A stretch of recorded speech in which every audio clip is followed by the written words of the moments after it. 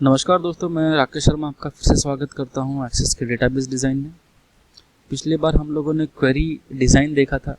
आज query wizard की बारी है। चलो क्लिक कर लेते हैं। क्वेरी विज़ार्ड में 4 तरह के फॉर्म हमें मिल रहे हैं, मतलब क्वेरी मिल सकती है। एक सिंपल क्वेरी, एक cross table query, duplicate find करने वाली क्वेरी और अनमैच्ड क्वेरी। ठीक है, तो सिंपल क्वेरी विज़ार्ड में हमें क्या मिलता है, चलो देखते हैं। सिंपल क्वेरी, जब भी हम जैसे क्वेरी विज़ार्ड में जब भी हम क्लिक करते हैं तो इस तरह का एक पॉपअप विंडो आता है जो होता है कि पहले आपको जो टेबल सिलेक्ट करना है या क्वेरी सिलेक्ट करना है वो यहाँ सिलेक्ट करो। ठीक है भाई साहब, कौन सा? Placed order. जैसे मैं यहाँ सिलेक्ट करता हूँ, प्लेस्ड ऑर्डर के जितने भी अवेलेबल फील्ड्स हैं वो यहाँ आ जाते हैं। तो ये मेरे लिए काफ़ी सिंपल हो जाता है सिलेक्ट करने के लिए। चलो मैं यहाँ से कुछ फील्ड्स सिलेक्ट करता हूँ, या तो डबल क्लिक करके या तो फिर ये क्लिक करके। यहाँ से लिया, ये चला गया, नेक्स्ट चला गया, नेक्स्ट हो गया। ठीक है, अब मुझे दूसरे टेबल से भी कुछ चाहिए तो मैं कहाँ से करूँ? वापस यहाँ जाइए और सिलेक्ट कीजिए।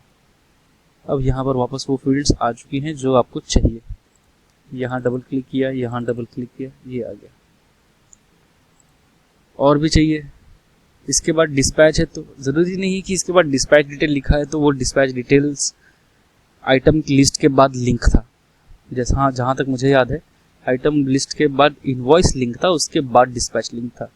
हम लोगों ने एक हायरार्की मेंटेन करने के लिए जैसे किया, तो हम लोग एक प्रॉपर फॉर्मेट में अगर चाहेंगे तो हमें वो क्वेरी देगा भी, अदरवाइज वो कंफ्यूज करेगा या फिर एरर दे देगा। अब इसमें से मैंने रेफरेंस नंबर और डेट ऑफ इनवॉइस 3 चीज़ ले लिया। अब मैंने नेक्स्ट कर दिया। ठीक है, अगर मैं समरी में क्लिक करता हूँ और समरी के ऑप्शन देखता हूँ तो देखिए ये एवरेज, सम, मिनिमम, मैक्सिमम ये बता रहा है। तो ऐसा कुछ है कि अपने पास नहीं है। हम लोग डायरेक्ट डिटेल व्यू में जाएंगे, जिस तरह से हमें डिटेल्स चाहिए होते हैं हमेशा। नेक्स्ट में जाएगा। अब ये क्या बोल रहा है? Open the query to view information. इसका मतलब कि जो भी इंफॉर्मेशन आएगी यहाँ पर वो सिर्फ व्यू ओनली इंफॉर्मेशन होगी। ठीक है, तो और मॉडिफाई द क्वेरी डिज़ाइन, तो पहले मॉडिफाई द क्वेरी डिज़ाइन जाके देखते हैं क्या होता है। अगर इसके बाद नेक्स्ट का बटन नहीं, डायरेक्ट फिनिश है। तो अगर मैं मॉडिफाई द क्वेरी डिज़ाइन में क्लिक करके फिनिश करता हूँ तो वो क्वेरी डिज़ाइन का डिज़ाइन व्यू में जो था उस व्यू में खुलेगा। ठीक है, नहीं, मैं पहले इसको कंप्लीट कर लेता हूँ, बाद में देखूंगा कि मॉडिफाई कैसा होगा। तो ये व्यू ओनली इन्फॉर्मेशन, मैं इसको क्लिक करता हूँ, ये हो गया फिनिश। ठीक है, अब यहाँ पर आप देख सकते हैं कि मेरा इनिशियल रेफरेंस नंबर पीओ की आइटम कोड जो दूसरे इन्फॉर्मेशन से आई है, दूसरे टेबल से, और ये कोई तीसरे इन्फॉर्मेशन। तो 3 अलग अलग टेबल की इन्फॉर्मेशंस मुझे विज़ार्ड के थ्रू मिल गया। ठीक है, अब यहाँ पर अगर कुछ इन्फॉर्मेशन भरी हुई है तो मैं यहाँ पर कुछ इन्फॉर्मेशन भर सकता हूँ।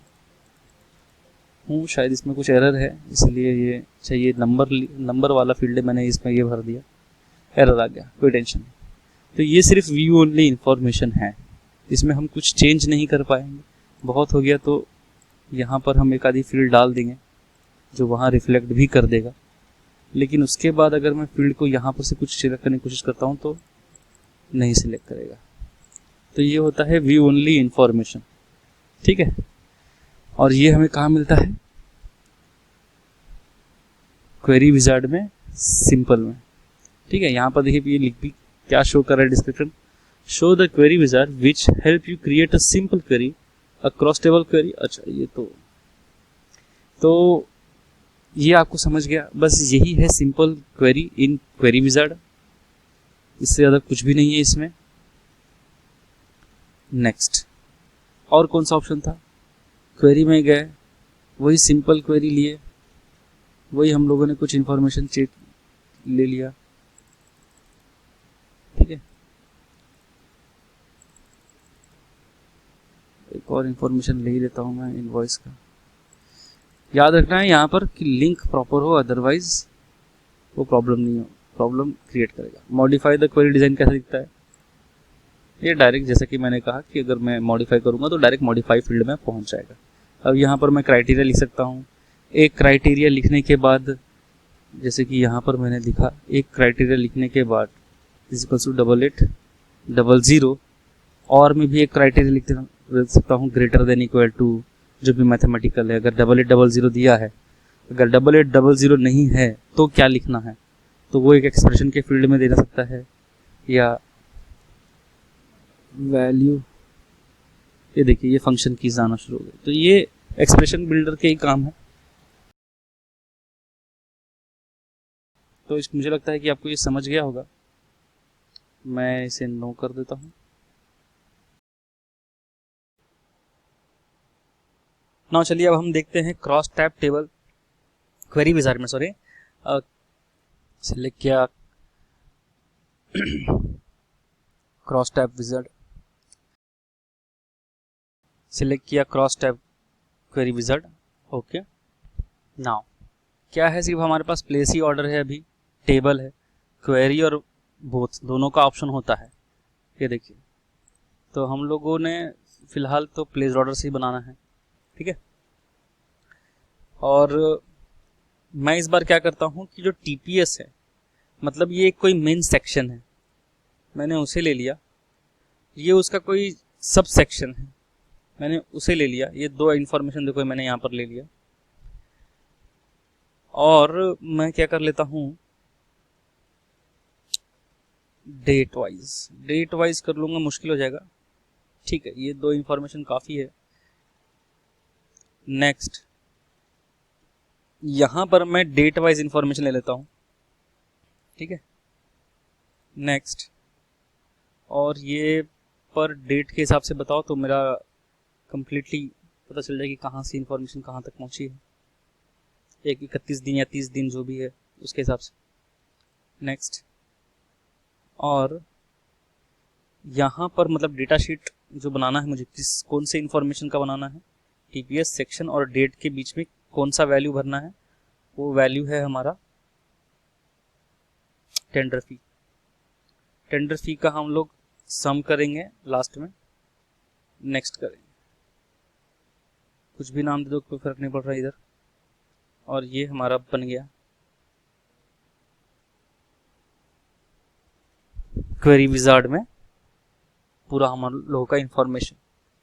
और यहाँ पर गौर से देखें तो चंद्रपुर में 3 ऑप्शन बताए हैं, और उसका सब सेक्शन जो है बॉयलर, BM2, BM3।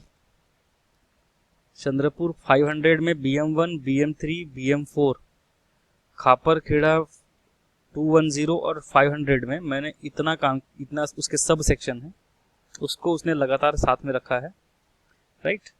और पर्टिकुलर में टोटल कितना है, CHP में टोटल कितना है, SP, ये कोई सब सेक्शन है जो आपको अगर ना भी समझे तो कोई टेंशन ना ले, सिर्फ ये समझिए कि ये मेन इन्फॉर्मेशन थी, उसकी सब इन्फॉर्मेशन ये थी, और उसके बावजूद भी उसने मुझे टोटल दिया है, ठीक है, लगा के प्रॉपरली। और ये पर डेट के हिसाब से है, तो 14/1 डेट एंड मंथ का फॉर्मेशन है, और इस तरह से पूरे 31 डेज में, यहाँ 26 तक ही है समथिंग, 4th मंथ 8 7 6 5 4 3 2 1 इस तरह से कुछ गया है। और ये इसने पूरा फॉर्मेशन करके बता दिया कि इस तरह से आपका चार्ट है, 31 दिनों में आपने इतने, या जो भी यहाँ पर जो भी डेट था वो इतने दिनों में आपने इतना काम किया है। तो क्रॉस टैब का यही फ़ायदा है कि हम लोग अपना पूरा पाई चार्ट बोल सकते हैं, ग्राफिकल रिप्रेजेंटेशन बोल सकते हैं, या फिर जब भी हम कंपैरेटिव काम करते हैं, इसमें एक और 3 ऑप्शन जैसे मैंने बताया था, तो इसमें एक और ऑप्शन होता, मान लीजिए BM2 में भी कोई सब सेक्शन होता, सब सेक्शन जिसमें मान लीजिए कि एक प्लेटफॉर्म का एरिया के टाइम पे काम कर रहे हैं, या बॉयलर में कहाँ पर एग्जैक्ट डेस्टिनेशन कहाँ है, तो वो 3rd में आएगा। और फिर वो इसी तरह से रिपीट करता जाता कि BM3 और यहाँ पर 1 वैल्यू 2 वैल्यू 3 वैल्यू, आपने एक बार मतलब ये इन्फॉर्मेशन देख लिया, समझ गया। इसे मैं सेव करूँ क्रॉस टैब 2 नाम से, ओके।